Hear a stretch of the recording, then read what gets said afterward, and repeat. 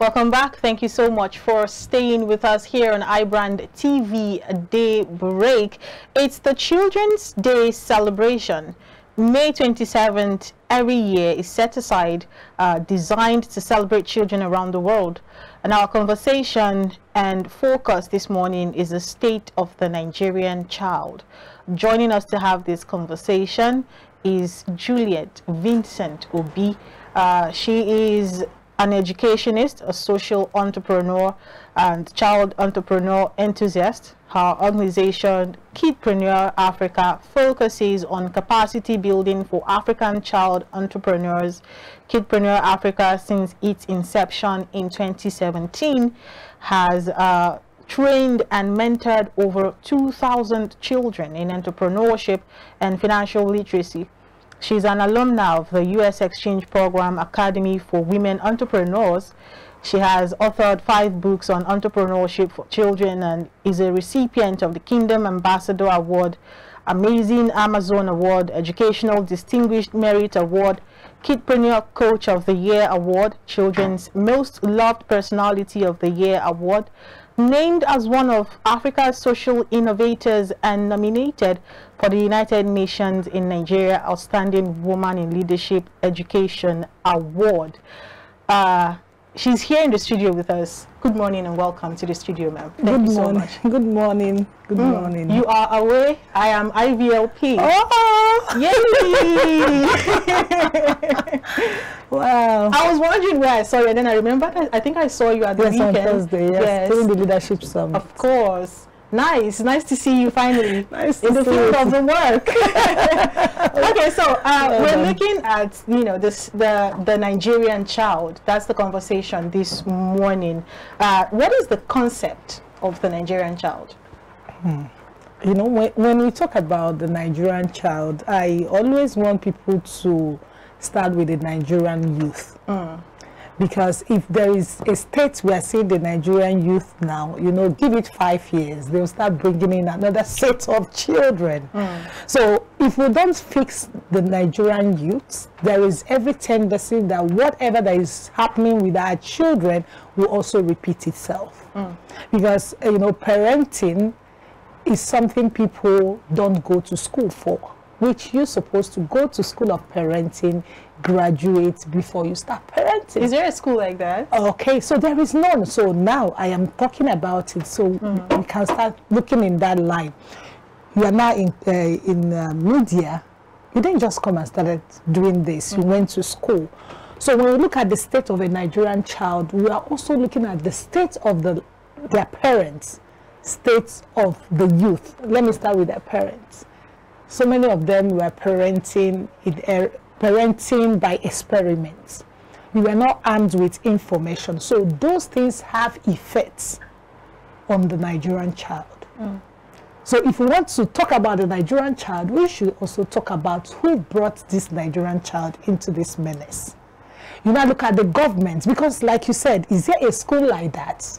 Maybe the government can start passing policy. They are still even, you know, people are battling them with passing policy of the number of children you need to have.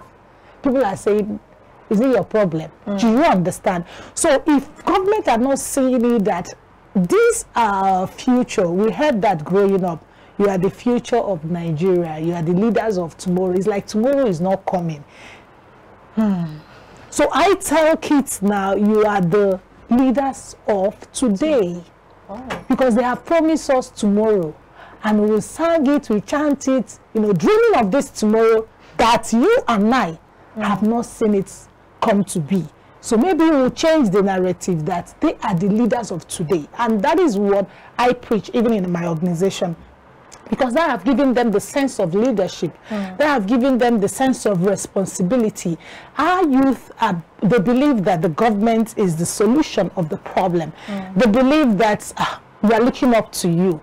But when we change the orientation that you are the government in your little sphere, you command influence, there is a change of attitude. The same way it will rub off on our children that is coming. So the state of Nigerian child now is not something to write home about. Think of the number of children out of school. Think of the number of children that are malnourished. When we fight, when we quarrel, when there are crises in the nation, the children are the most vulnerable, and they are the one that, you know, it affects most. Look at when we have the flood. As an adult, you can still fix yourself. I don't want to have a picture of how those children were when they left their place to go to a place that is not, you don't think about the food, the water, the environment, the psychological effects of that crisis might leave them for so long, and they believe that they don't have anything to offer. So these are the things we need to start looking at when we look at the states. Look at the political sector. Whatever that is happening during the ethnic fights, this, you know, the child is there. This child will grow up. I saw a conversation in one social media blog post, and someone was saying, my dad told me, these people never loved us. Wow. So you see, it has passed on to him. What do you expect him to tell his child? Same. And what do you expect the child to say to his own child or her own child? Same. So I want to correct things. We should start from the beginning. Start from us. Start from the family. We need to change our mindset, our orientation, our rethink, our value system, our approach to life. Is a holistic kind of... Now, let me butt in. I really enjoyed this conversation or narrative you just painted. This actually provoked something in my mind when you were talking about the government, because I want us to look at this event, because it's actually an event. It comes up annually, right? Yeah. Just like every other event we have in the year, talking about the International Women's Day, International Men's Day, Parents' Day, Mother's Day, Father's Day, you know, the list is so long. Now, I don't want us to look at it from the angle of it is a holiday. I want us to look at the sacrosanct or the importance of this day as it applies to children.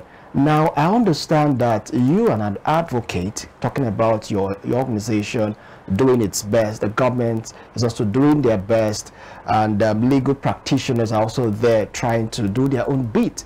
But how far have we gone as individuals, as organizations, to be able to tackle some of these challenges associated with children? I want to hear you talk on that.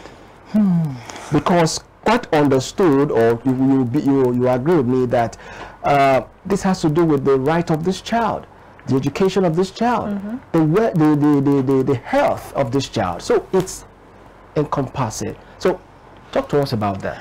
Okay, so I want to speak from the field where I operate. I am an advocate, and we push more on financial literacy.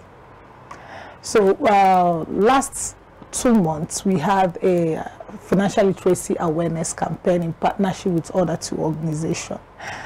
And you discover that we see that happen every day. When a child, maybe after the competition, your child won 5,000, you know, to start up that savings for the child. Give us your child's account to pay in this money. Parents are giving you their own account. Your personal account. This child's supposed to have an account. Because if you don't start planning for them, things can happen in the future, and this child won't have anything to fall back on. So I want to tell you the rate at which, when it comes to financial literacy, it is still at, I would even say 10% from a survey.